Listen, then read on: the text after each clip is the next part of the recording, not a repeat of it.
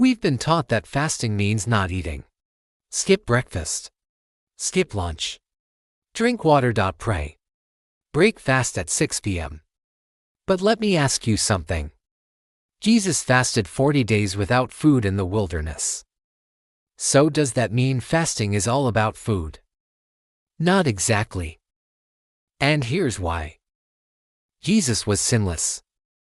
He had no broken flesh to subdue. No lust pulling him one way. No pride dragging him another. His fast was led by the Holy Spirit to prepare for ministry and to face the enemy as the Son of God in full surrender. He showed us that fasting is part of the life of a child of God. That was the preview. But his reason was unique to who he was, the sinless Son preparing for ministry. Our fasting goes deeper because our need is greater. Because we are not sinless. We have broken flesh. We have desires pulling us away from God daily.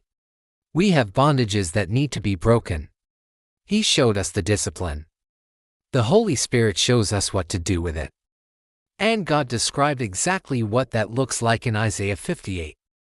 Jesus said in Matthew 15, "It's not what goes into your mouth that defiles you. It's what comes out." So if food can't even defile you, how is not eating going to purify you? See, fasting was never about the food. Fasting is about taming the flesh.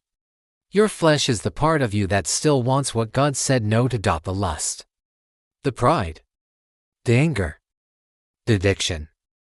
The things that keep pulling you away from who God called you to be. And fasting is how you train your flesh to submit. God actually said this directly in Isaiah 58. His people were fasting, skipping meals, looking religious, and God said, "Is this the fast I have chosen?" He said the fast he chose was to loose the chains of what has you bound, to break every yoke, to set the oppressed free. He wasn't talking about a meal plan. He was talking about breaking bondage. And Jesus said in Matthew 5, "If your eye causes you to sin, deal with your eye. If your hand causes you to sin, deal with your hand." He wasn't being literal. He was saying, find the specific thing that is feeding that sin in your life and cut it off. That is fasting. So if lust is your struggle, fasting from food won't fix it. Fast from what's feeding it, the content you watch, the places you go, the conversations you entertain. If pride is your struggle, fast from the validation you keep running after. If anger is your struggle, fast from the environments that keep triggering it. Identify where your flesh has the most power over you and deliberately choose God over it. Again and again and again. Until the flesh stops being louder than the Spirit. And when you decide to fast, whether one day or several days, complete it fully. Don't fast from 12 a.m. to 6 p.m. Go back to the thing after you break, then start again the next morning. That's not a fast. That's a schedule. If it's one day, complete the full day. If it's 3 days, complete the full 3 days. And while you're fasting, don't just sit in silence. Feed your spirit with the Word. Because you're not just starving the flesh, you're feeding the Spirit. At the same time, starve what's pulling you away from God. Feed what's pulling you toward Him. That's the fast He chose. And here's what God promised when you fast this way. Isaiah 58 verses 8 and 9. Then your light will break forth like the dawn. Your healing will quickly appear. Then you will call, and the Lord will answer. You will cry for help, and He will say, "Here I am." Not I'll think about it. Not you need to do more. Here I am. That's what's waiting on the other side of a true fast. Light. Healing. And God Himself showing up and saying, "Here I am." So today, right now, I want you to think. What is the thing you're still struggling with? The thing that makes you feel unclean.